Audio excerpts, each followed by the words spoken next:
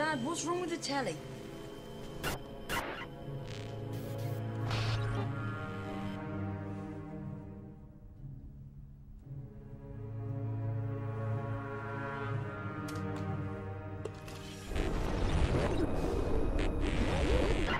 Good evening, London. Allow me first to apologize for this. The emergency channel! I do, like many of you, appreciate the comforts of the everyday routine, the security of the familiar, the tranquility of repetition. Bloody hell. I enjoy them as much as any bloke.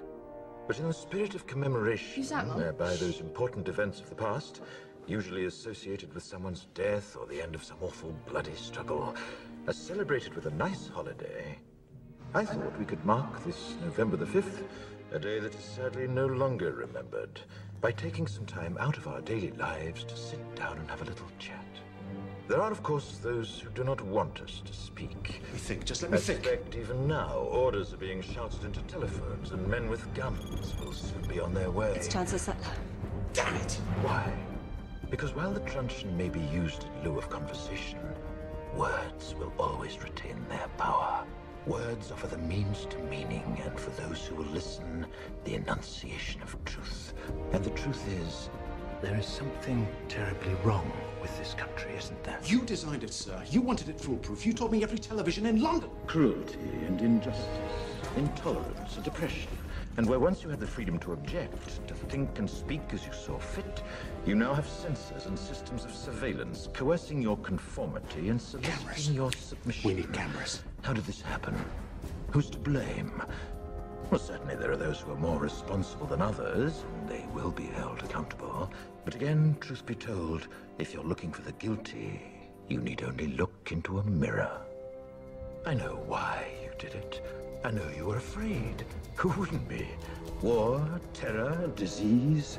There were a myriad of problems which conspired to corrupt your reason and rob you of your common sense. Fear got the best of you, and in your panic you turned to the now High Chancellor Adam Sattler. He promised you order, he promised you peace, and all he demanded in return was your silent, obedient consent. Inspector, you're almost through. Last night, I sought to end that silence. Last night, I destroyed the Old Bailey to remind this country of what it has forgotten. More than 400 years ago, a great citizen wished to embed the 5th of November forever in our memory. His hope was to remind the world that fairness, justice, and freedom are more than words. They are perspectives. So if you've seen nothing, if the crimes of this government remain unknown to you, then I would suggest that you allow the 5th of November to pass unmarked. But if you see what I see, if you feel as I feel, and if you would seek as I seek, then I ask you to stand beside me 1 year from tonight, outside the gates of Parliament, and together we shall give them a 5th of November that shall never, ever be forgotten.